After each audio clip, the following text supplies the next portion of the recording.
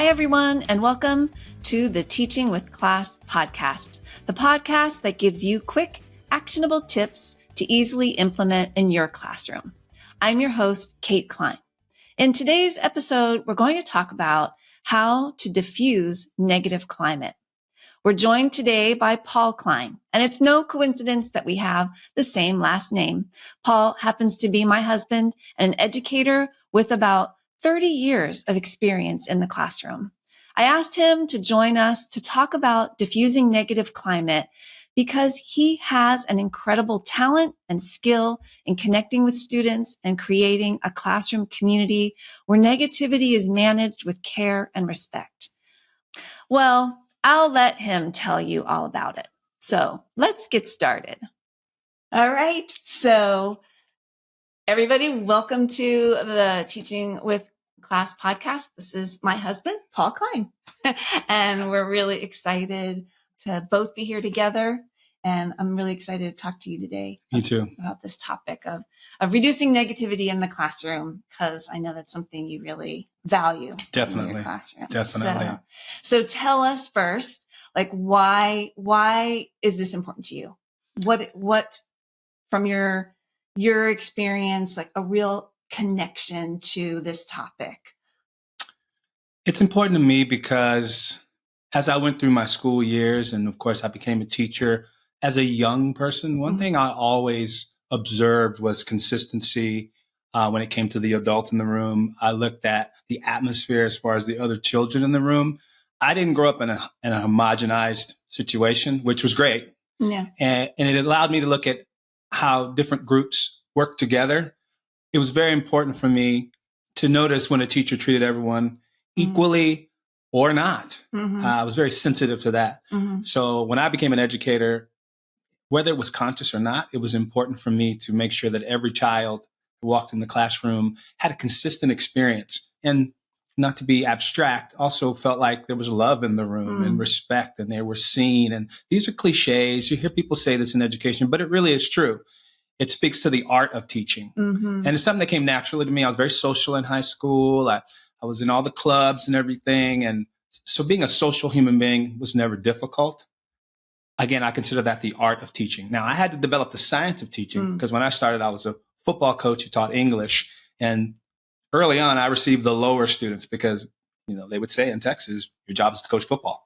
So that was great. I didn't realize as far as the timeline was concerned and the narrative was concerned that would actually give me the tools that I needed to branch out. And ultimately, as I moved on in my career and taught upper level students and AP, it was those students where the challenges were definitely things that you had to address that really helped me to address all of the challenges, whether the level be, entry level or approaching to higher level students like advanced placement students. Yeah. But again, the art beyond the science, because the science is something you developed as a teacher. The art was understanding people. Yeah. It's why we get into the business, ideally, is to deal with human beings. It's beyond content.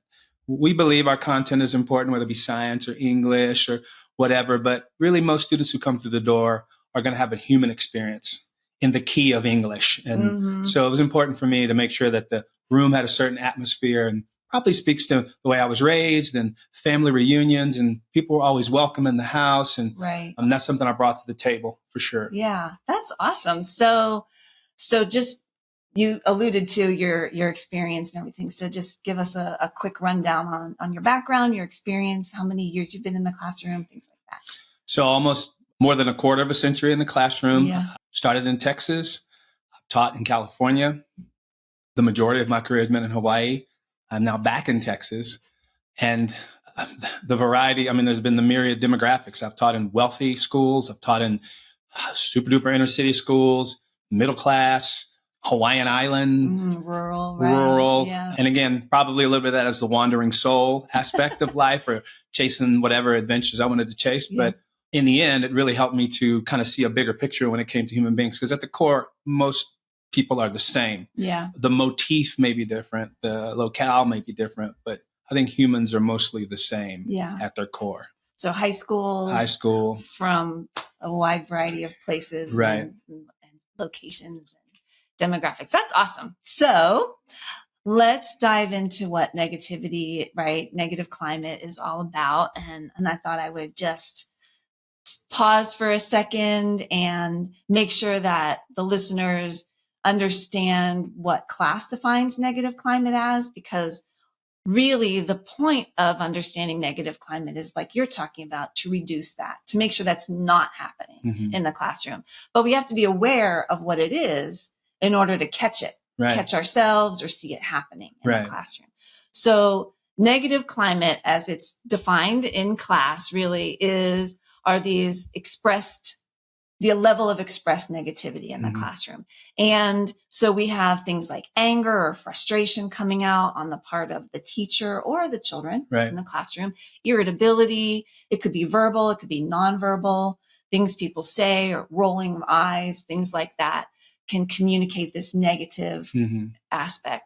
Can also be punitive control. So when a teacher tries to control a child's behavior with things like threats or physical, moving the child physically, restricting their movement in some way. So that particularly in response to a challenging behavior. So most teachers are like, we want things to go smoothly and well, right? And when things start not going that way, we can get irritable, whether it's our day is just not going well or something happened in the classroom. These things can start to happen and catching them.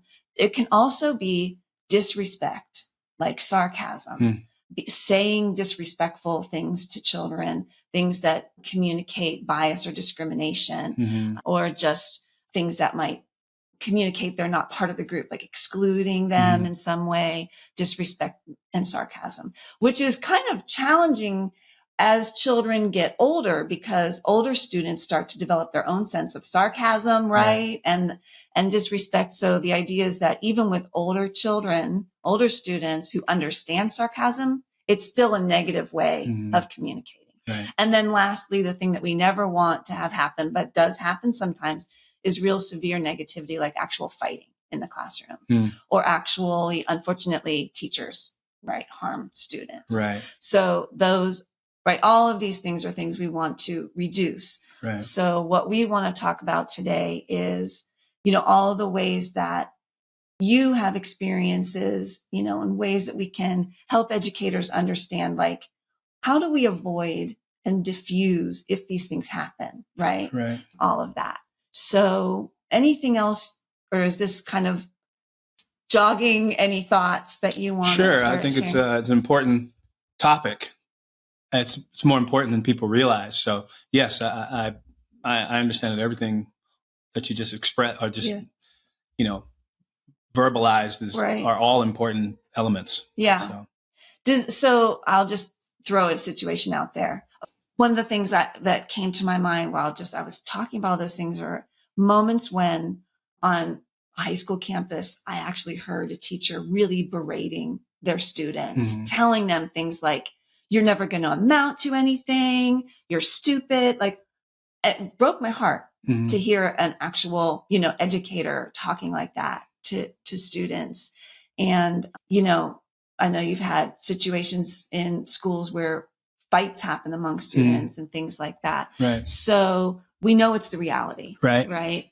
But we want to think about, how do we make this not happen, or how do we diffuse it? So right off the bat, you set up your classroom and you start the year in a way to set the tone, How do you approach that so you can kind of like head it off before it even has a chance to start? Well, I believe you have to strike a balance. When I first got into education, Lee Cantor, was that his name? Anyway, there is a person. Yes, I believe. Yeah. Sorry if it's not his correct name, but he was the one who talked about the first days of school. Oh, Harry Wong. Harry Wong. Yeah. And Harry Wong had something that really affected me when I was a young educator, about starting off, setting the tone immediately. And probably speaks to the coach in me. I'm the type of person, students walk in, they have assigned seats. Some might believe that's restrictive. And ultimately, by the end of the year, we understand who's who, but they understand there's a place to sit. Also, when they walk into the classroom, there's something to do. So you understand procedure. I think people are comfortable when they understand consistency. So that's something I do, believe it or not, that I think sets the tone. Because I think if kids come in and it's loose, that's the way you set that tone for the rest of the school year. And then, of course, there's always different ways to break the ice. Mm-hmm. I don't think I'm very innovative in that way, even though I have things that I've done, but have some sort of assignment. And I think Hawaii was really a place where this was really embedded. Yeah. Whatever it is, you want to build those relationships. You want to let the students know this is a human endeavor, first and foremost. And once they understand that you're a human being, they're going to be treated as human beings. I feel like that helps them to be actually more comfortable when they know that there's going to be structure and consistency, but also there's going to be aloha and love and respect. That's to me, the most important thing as far as the immediate impression that you want to make on the students.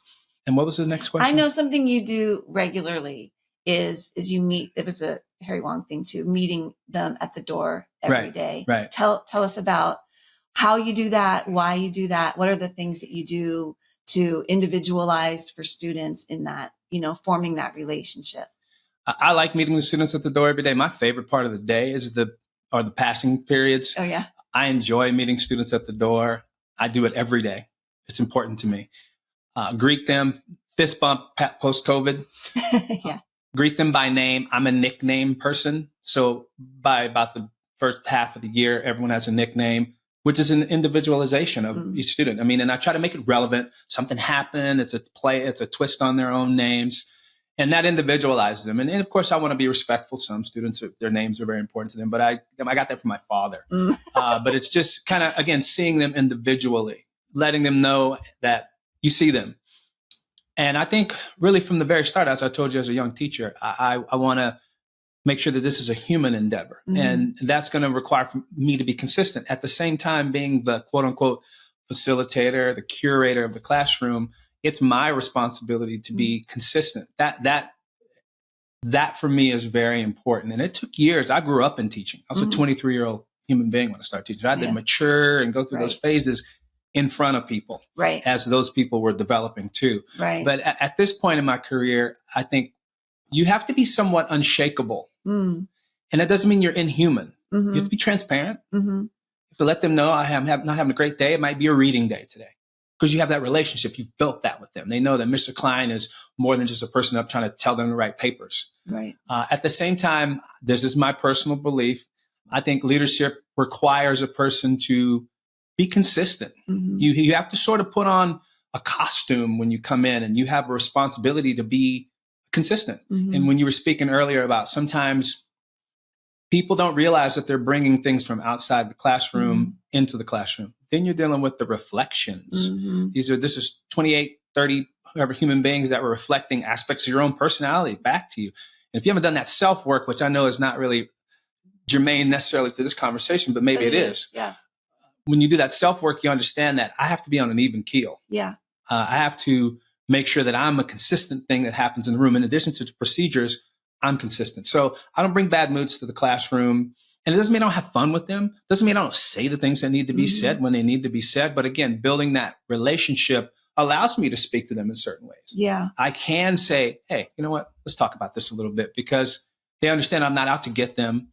I'm not competing with them. I think as I've grown older in my 50s, when I was in my 20s, I could maybe make those same comments because I was more like the kids. But at 50, something to be said about age. I'm able to detach myself from the young people in the best ways. I think what came to my mind while you were talking is that the reason why I wanted to invite you to have this conversation on the podcast today was because I was looking through all of our dimensions guide is what it's called. It describes the dimensions. I was looking at the pre-K one, because that's where I do a lot of my work here at Teachstone, is in pre-K. And in the pre-K dimensions guide, it describes negativity, negative climate. And then it lists a variety of ways to reduce negative climate. And the things that I saw in that list are these things that I know you do every day. So I don't know if you remember, I called you on the phone like, oh my gosh, I was just looking at the dimensions guide, and guess what? You do all these things that it says how to reduce negativity. So that's all of these things you're talking about are those things that are mentioned in there, where you're talking about connecting with them individually, meeting them at the door, setting that tone, knowing who they are as people, connecting as building this community, right? Right.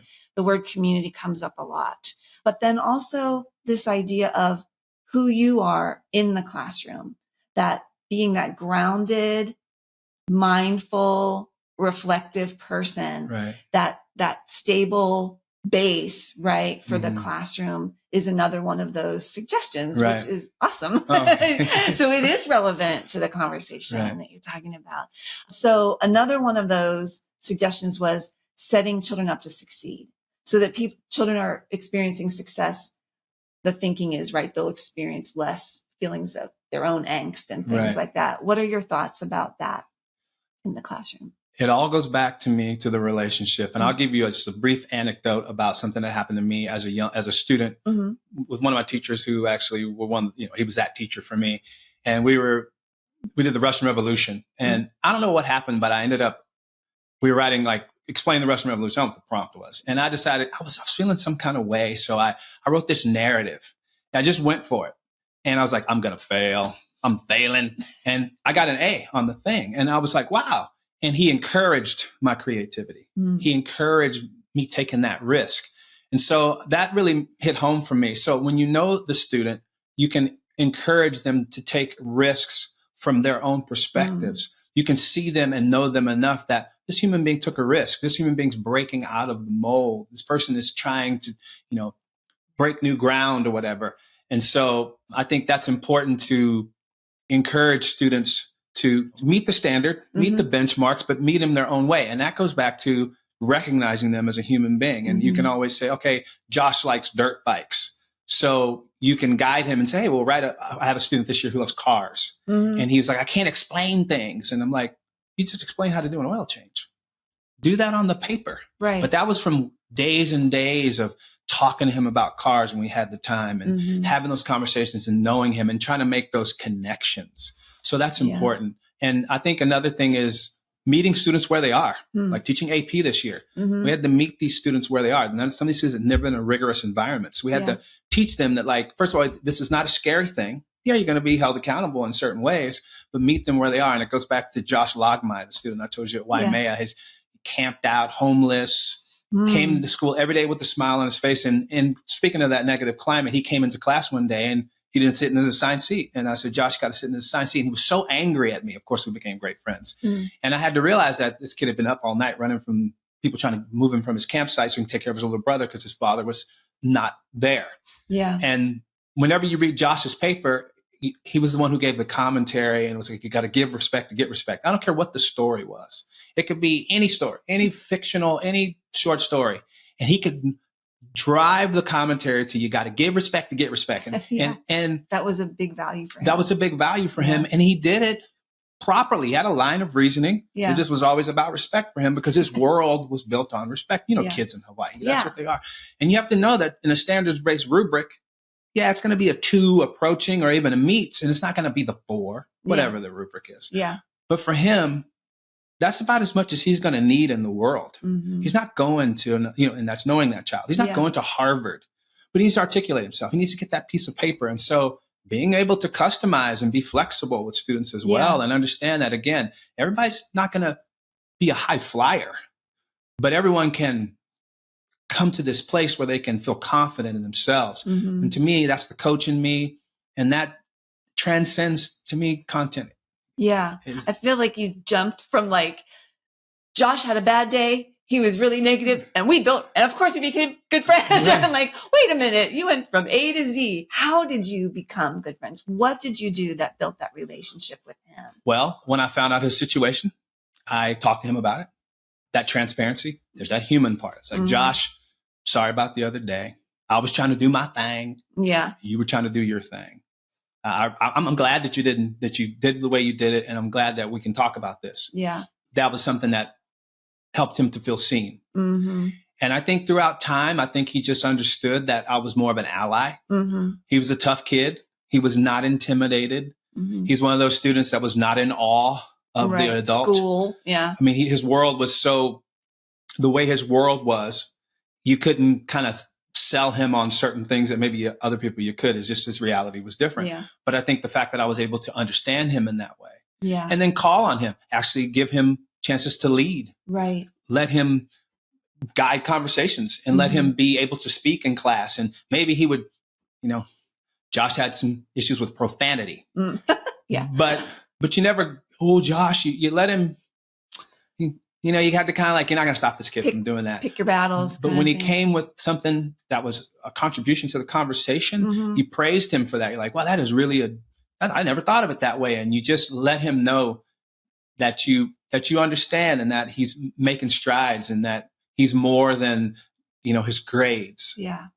And after a while, that kid will kill concrete for you. He always came by, always spoke. But I think it was just a matter of knowing that I was someone. And at the same time, I was not a pushover as well. And he respected that. He respected the fact that we're going to have a relationship here, but I pulled him outside the class, didn't embarrass him on that day and talked to him. And I think from that point forward, he just was a tough nut to crack that he eventually opened up. So it's like there was a moment where there was this challenge. Right? It could have gone sideways. Right. It could have turned into a huge, confrontation in the classroom. Right. And you diffused that situation.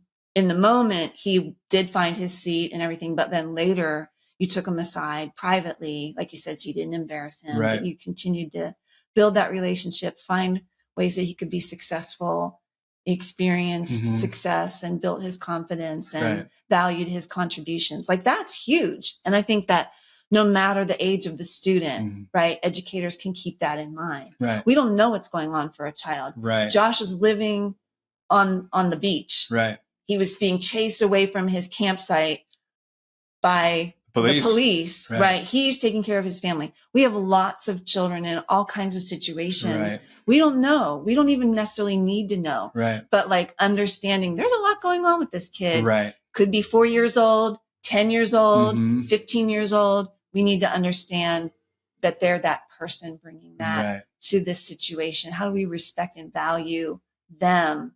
Right. As soon as we come at them, like it says with the disrespect, sarcasm, those kinds of things, it's going to build resistance to that relationship. Right. And as a young teacher, I had a terrible experience, young, ego. And I was young, maybe my second or third year of teaching. I was, 25.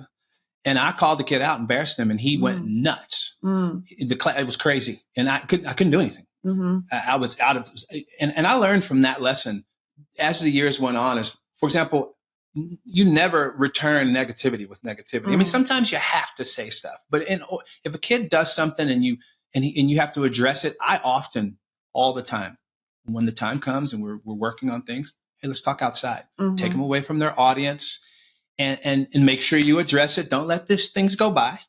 And I find that if you remove them from the larger group, but not in a way that embarrasses them, you talk to them, you have a discussion about things. And I know this is easier for older kids. Well, I mean, even in the same idea of shifting this idea of timeout, right? In an early childhood classroom, there was this practice of kind of ostracizing basically children when they're not conforming. We put them, when you're over there until you can, calm down and figure out how to be part of the group, then you can come back kind of thing, which makes them feel disconnected, right? They're separated from you. Right. They don't feel valued. They feel called out, right? All those same things you're talking about. And instead we're talking now about how do we have time in, like what you're saying? How do we find a moment to connect with that child to find out what's going on? How can we move this forward in a positive way, right? What support do you need right now to reprocess what just happened here? Little kids will punch each other just like older kids will. They'll throw things, right? Things happen in the classroom that are very upsetting as the adult too, to see happen. So what are your thoughts about how you do that kind of stay calm? You said, don't return negativity with negativity, how do you keep in that calm, centered place when things are kind of going sideways or could go sideways? I think it's basically my lifestyle, things that are valuable to me. I mean, as far as background, I've always loved, samurai philosophy and Navy SEAL stuff, which is just me. That's what that's the stuff that's inspired me, is keeping your head at all times. And sometimes, it's difficult. Mm-hmm. But that's something that I've tried to develop and evolve. Ways that I've tried to evolve is that I try to keep an even keel. And again, understand that many behaviors are an SOS. Mm-hmm. You're dealing with a representative from a variety of different families, dealing with circumstances that are Mm-hmm. unforeseen. Goes back to that knowing the students knowing this is a place where things are going to be done a certain way, but you're always welcome. And so how do you said the negativity. How do you stay calm? But then I want to go to the SOS thing too. Okay. So tell us about how do you have a technique or something that you do when you're like, you could maybe at a younger age, you would feel your pulse quicken, or, you want to go after this situation and make them mind, how do you pull yourself out of that? I wish I had like some sort of, 3 or 4 steps I take. Right, yeah. And I don't. I just feel like, again, understanding the human being. Mm-hmm. And I do believe your energy will reflect in your classroom. Mm-hmm. That's an energy that I bring to my classroom.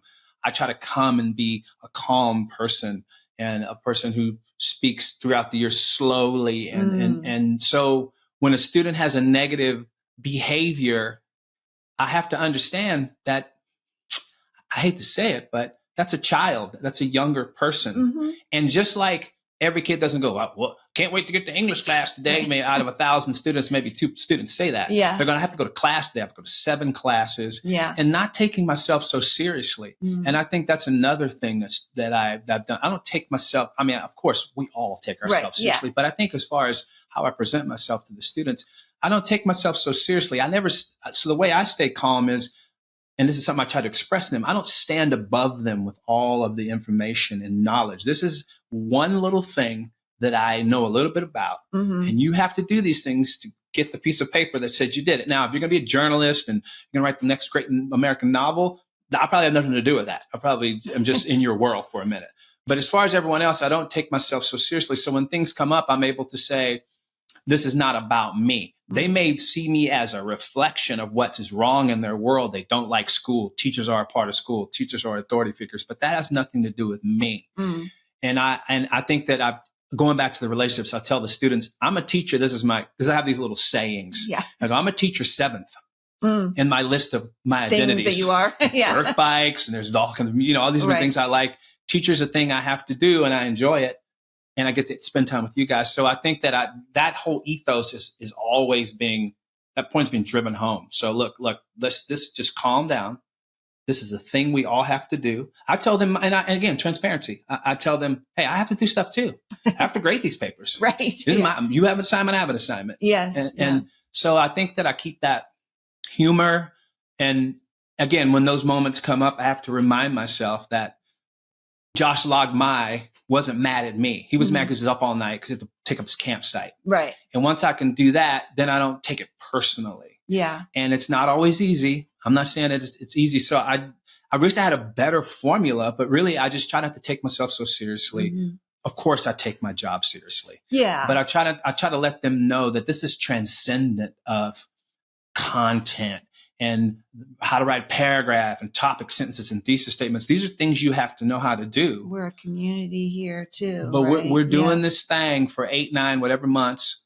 And this is a moment in time. And I get really philosophical, this. And I think that's how I think that, to be honest, that energy, it works for me. Mm-hmm.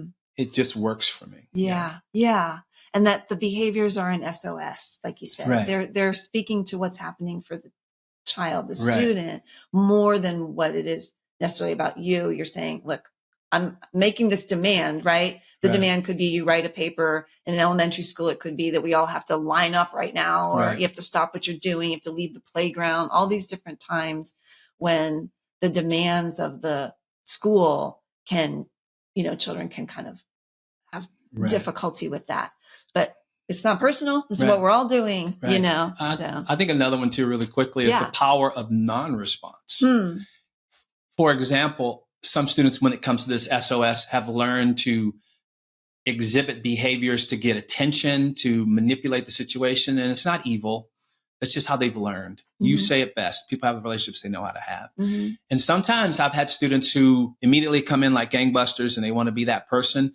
And it sounds crazy, but you don't give them, you sort of stand off from them. And then they'll watch other students interact with you, and they'll see you're not like playing favorites, but they'll see, wait a minute, if I talk to him in a certain kind of way, I'm going to get what I want. Mm-hmm. And one example is, and this is a big one for me, this is a quirk, but this is something I tell my students, you don't ask, you use interrogative statements, sentences for request. Not, I need a pencil. Yeah. I don't have a paper. And and of course, and because I've developed that relationship, I can be a little sarcastic, and I say, you know what, I don't have $13 for lunch today, whatever. But I'll tell them, like, may I please have a piece of paper? Like, of course you can. Right. And then that other student who's used to never asking, you find some students like, oh, so we just have to be nice. Mm-hmm. And then you're nice back to them, like, oh, can I have a pencil? Of course. And they're like, oh, so it's just a matter of how we interact, modeling good interactions. So even when those behaviors happen, sometimes you have to stand your ground and say, look, we aren't going to interact in this way. Right.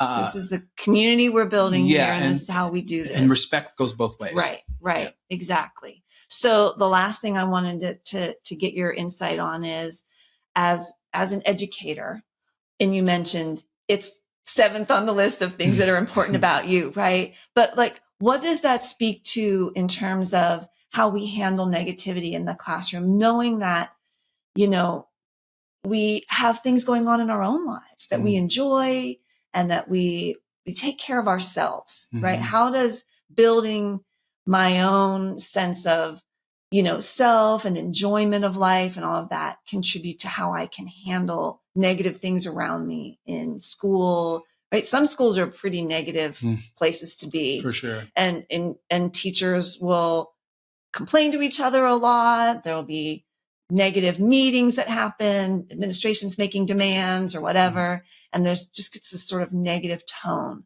But one thing I know about you is you create this sort of like oasis of peace, and your own, what you're bringing is you to the situation. How can we provide some thoughts or guidance for other educators about why that's important? Well, we all have to live our individual lives. I think I enter into teaching as a learner.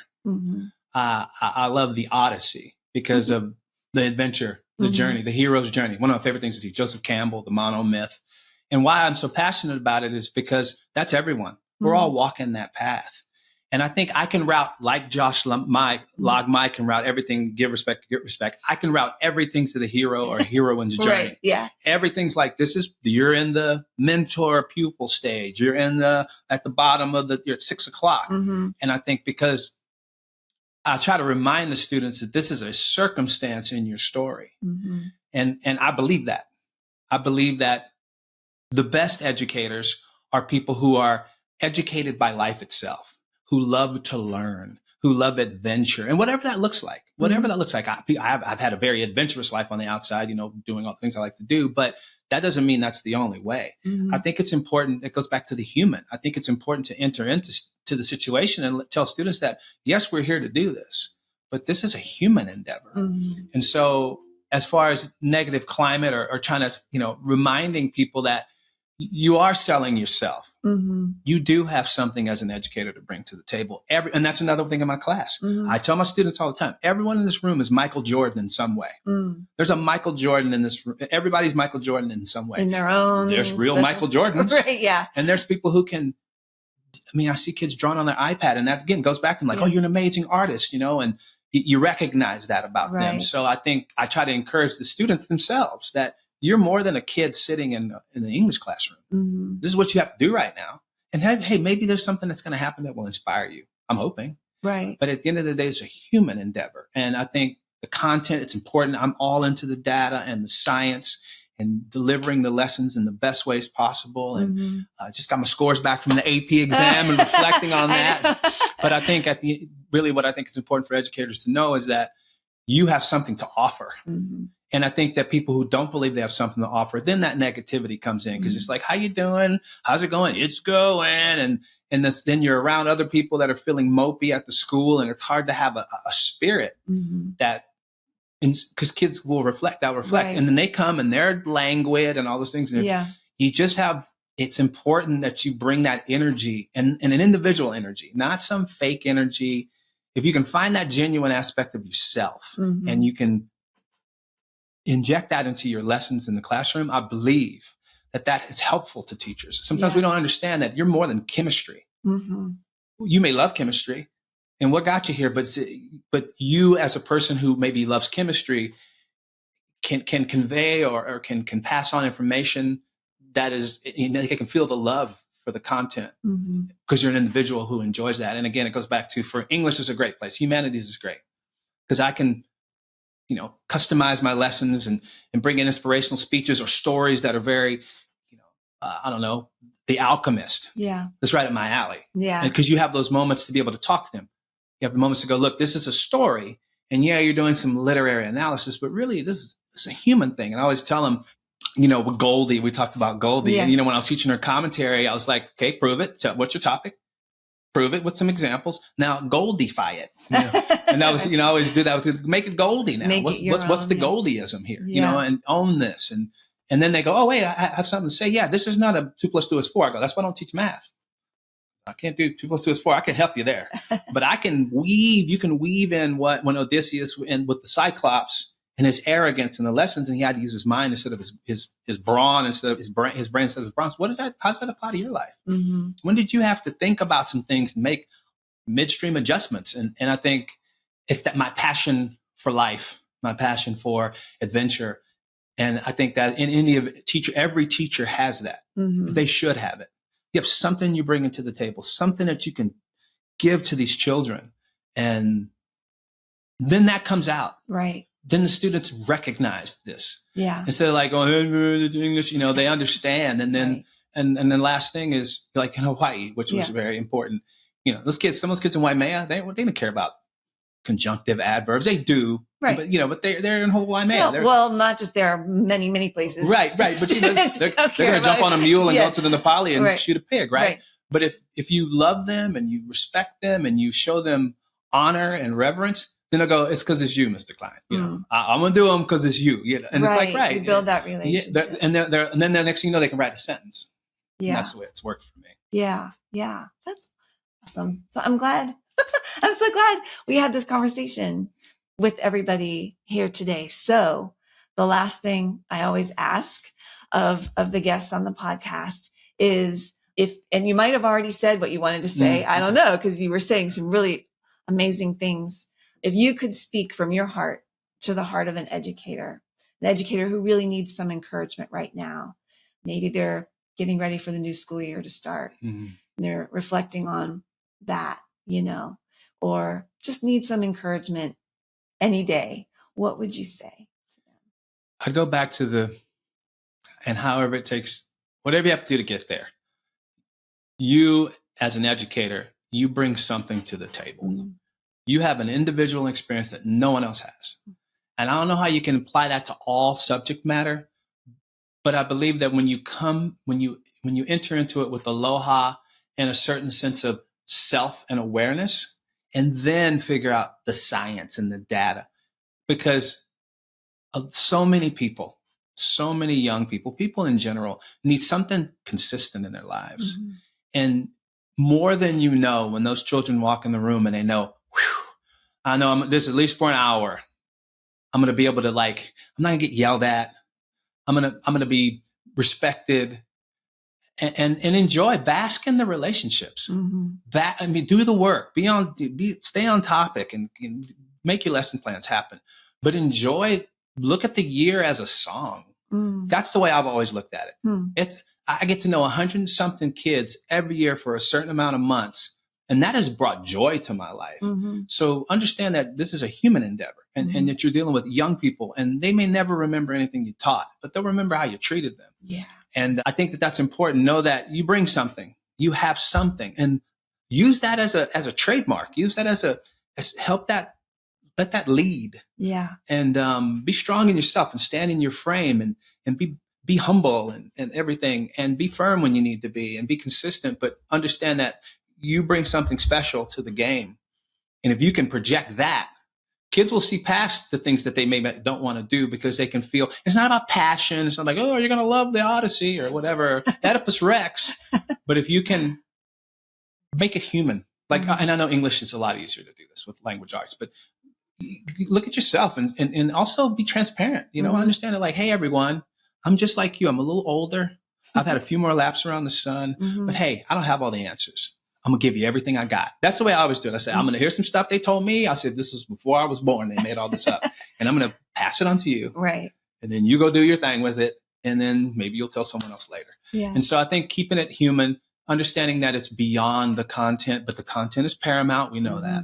But know that you have something to bring to the table. And I think that if you can find whatever that is and own it, I think it brings a lot of, there's a lot of reward in it. Yeah. I know a lot of times people, when you've told me about the like observations that have happened in your classroom, things like that, people will come and say, oh, how do you do what you do?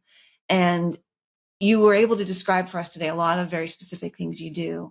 But I think one of the most important things you're offering here is everybody can do those things, right? But bring your own special thing to it. Yes. That's so awesome. Indeed. Yeah. Yeah. So thank you so much for being with me on this episode today. It's fun. It was fun. Yeah. It was great talking with you. Yeah, same. Wow. I hope you found this conversation enlightening and encouraging. We know that negative climate has detrimental effects on everyone in a classroom. And we also know that it's possible to reduce the impact of negativity in some really practical ways, like Paul mentioned. So until next time, remember, thriving educators create environments where children can thrive. So please take care of yourself, because what you do matters. You can find today's episode and our transcript on our website, teachstone.com/podcasts.